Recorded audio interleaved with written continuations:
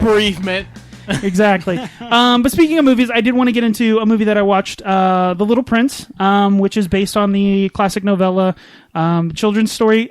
There's a lot of drama behind this, David. Well, I know that it was originally put out by like Paramount, and then like they didn't release it. It's voiced by Jeff Bridges too. Like a lot of. Oh, it's got a bunch of people. It also has. I'm trying to remember if it's Amy Adams or it's one of those. I'm trying to remember the actress, but she plays like the a mom. lot of talent behind the movie. And, Oh like, no! For some reason, it was supposed to come to theater, and then like a week before it was supposed to come out, they dropped it, and like the weird drama behind it. And then Netflix picked it up, and I think it's out now. Yeah, and I can see. So it's only on Netflix. It's only on Netflix. Well, it's a Netflix original, quote unquote, because they were the ones who actually picked the rights to it. Yeah.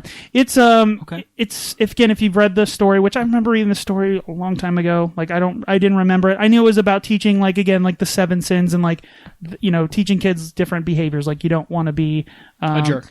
Well, you don't want to be like. You don't look for, like, there's one character who always loves applause, right? Like, every time he's like, oh, hey, like Johnny TV. Yeah, it's basically like that. And so the animation in it is insane. Like, it's so good. Is it a stop animation? No, it's CG, but it looks great. It looks great. And then the voice acting, again, Jeff Bridges, like, the dude abides. Come on, man. Like, he's so good as the voice of the Explorer.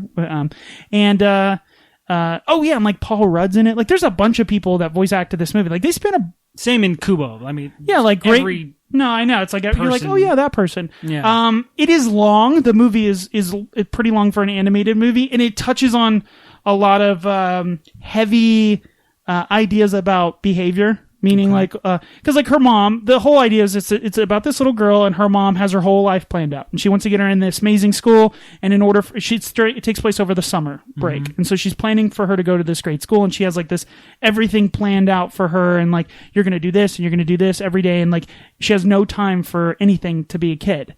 And ultimately, she lives next to this crazy old guy who has all this, gadgets and all these things, and that's played by Jeff Bridges.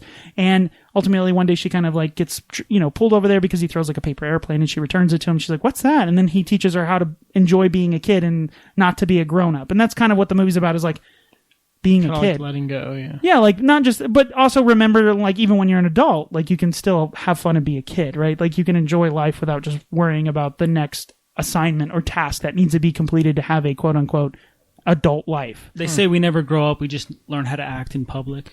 Right. Kind of That's the whole message of, and it also teaches like, because he's telling her stories about the Little Prince, which it's weird. Like the Little Prince, there was a board game that came out recently. Like there's been a big influx of that particular IP, and I think Paramount, was that who originally had it?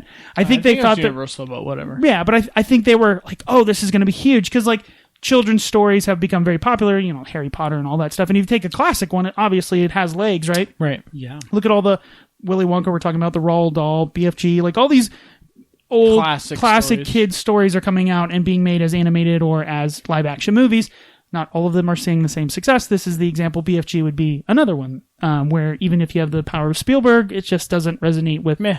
Yeah, I didn't see that one. I didn't see it, and I love the book. So, but I would recommend check, especially because it's on Netflix. You can just turn it on. You already have. Everyone has Netflix. Come on now. You have your, or at least you have password. Yeah, exactly. Point, right? I don't have Netflix. But you got your neighbor's Netflix. login, right? Come on now. So you should watch it. It's very good. The animation's good. Great voice acting, and it's an interesting kids movie. I think the reason maybe why it didn't get the same push at the end for marketing is because of the tone of the movie and how heavy it is. Again, it was supposed to be a theatrical release. I know. They just kind of, it's weird. Like, I don't know how that all happened. So, okay. Another thing that I did this week is I started playing board games with my coworkers. Yeah, that's right. I'm forcing them to play board games with me. David, you've been talking about this for weeks now. We know that you play board games with your coworkers. Okay, well, I just want to keep bragging about it. But the game that we played this week is Takenoko.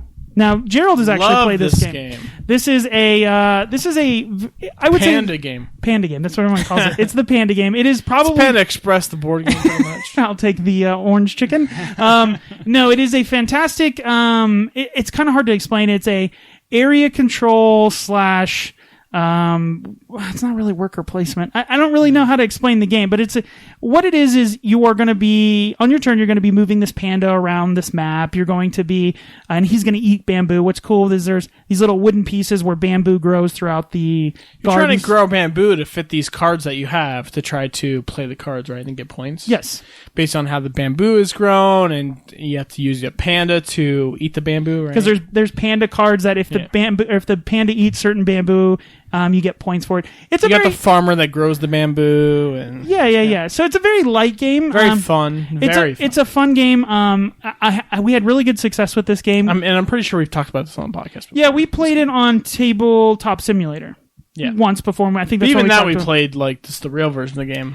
Well, the thing about the real version, the reason why this is a great game to introduce, because really what I'm trying to do is introduce like gateway games, right? You don't want to come in with like the hey man, I got this Takenoko. No, that's what I'm doing. I already told them, I was like, when I'm done with you guys, you're going to be stuffed in a locker. Before Battlestar Galactica, let me teach you some Takenoko. No, but that's really what you have to do. You can't come in with. Course, yeah. So this Ease game them into it. Yeah, this game looks beautiful on the table. It is all just of the tip.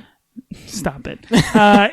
It looks fantastic on the table. The bamboo are all these little wooden pieces that grow, and they go up to like The 4 high waterways and stuff. Yeah, the waterways look cool. And the little panda's like the cutest thing in the world. The little farmer is really cute. It's a really fun game too. Yeah, and it's super colorful. It's super light, but there is obviously strategy. It's not the most obviously. It's pretty light. From if you're a hardcore board gamer, you're gonna be like, this is super light, but it does have enough strategy that you can have an idea of what you're trying to do or what you're not trying to do. Like I said, it's a perfect gateway board game. Yeah, so heavy stuff. And again, I think the beauty of the game is really, because me with board games, I put on like Zen, background music, Japanese Zen music to get the mood. And someone was like, I feel like I'm at the spa playing this board game. I'm like, exactly. That's what I'm trying to get. Like, I mean, that's exactly what I would want, because I'm not as big a gamer as you guys, and so to be eased into it with something that's understandable, right, fun, cool, pretty. Takenoko is perfect for that. Yeah, Takenoko.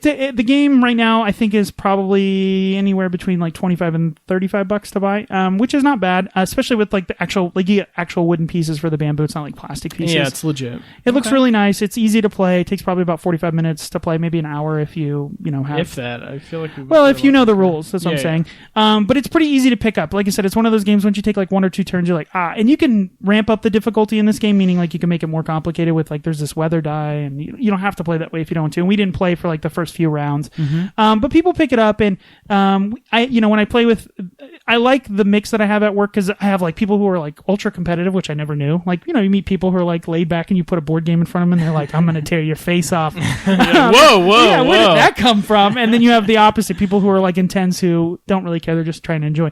And this fits that nice medium because there is strategy, but it's also laid back and chill and fun.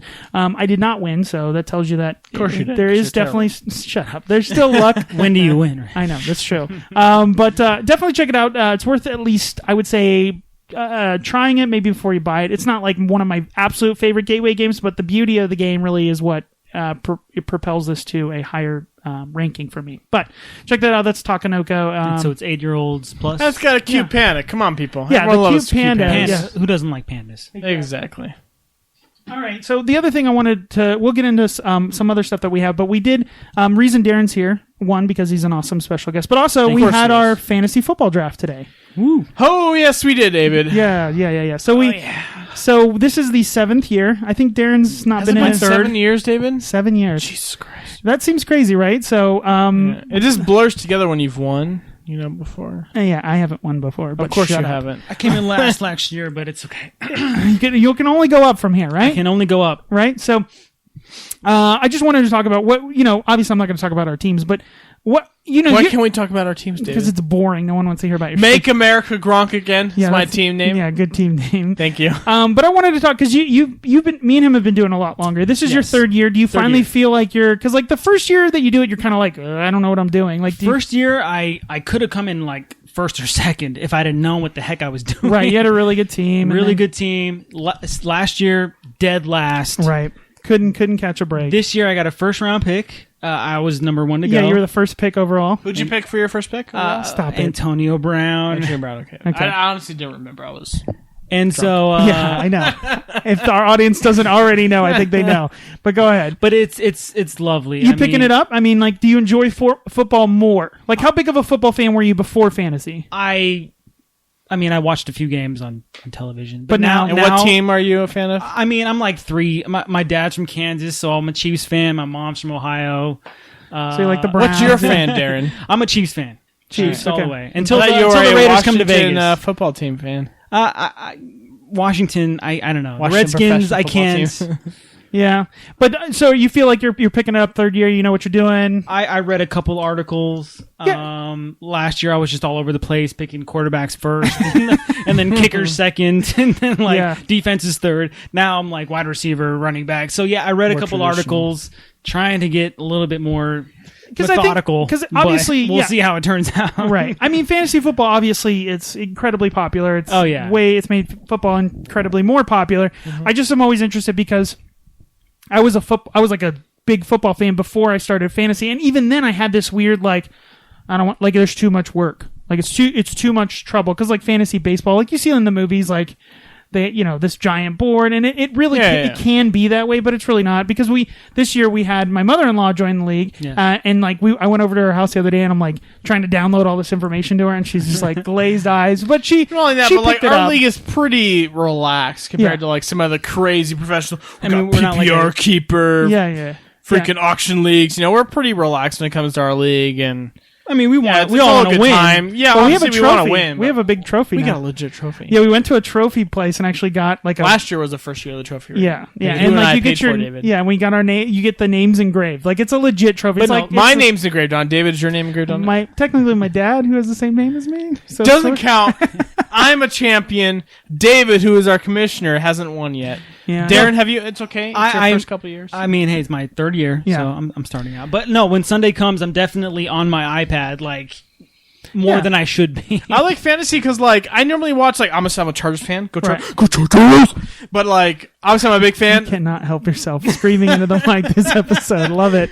But, fantasy helped me a lot because, you look at the other teams and you're like, I want to watch this player specifically. So you watch more games and you learn more about the sport, obviously. Right, yeah. Oh, yeah. Yeah, so I was reading things that I was like, I would never have read in my entire life. Exactly. About players I never even heard of. Yeah, but fantasy gets you just more into the sport, generally. Totally. I love fantasy football. Yeah, and I think can't wait to hopefully win this year. Hopefully win this year. I think at least beat you. That's my own plan. Yeah, we just have as long as we come in. As long as I beat David, that's the only plan. That's a victory all in itself. Exactly. Okay, so now that we've talked about what we did for this week, I want to get into. We've got kind of a new thing that we're going to be doing on the podcast.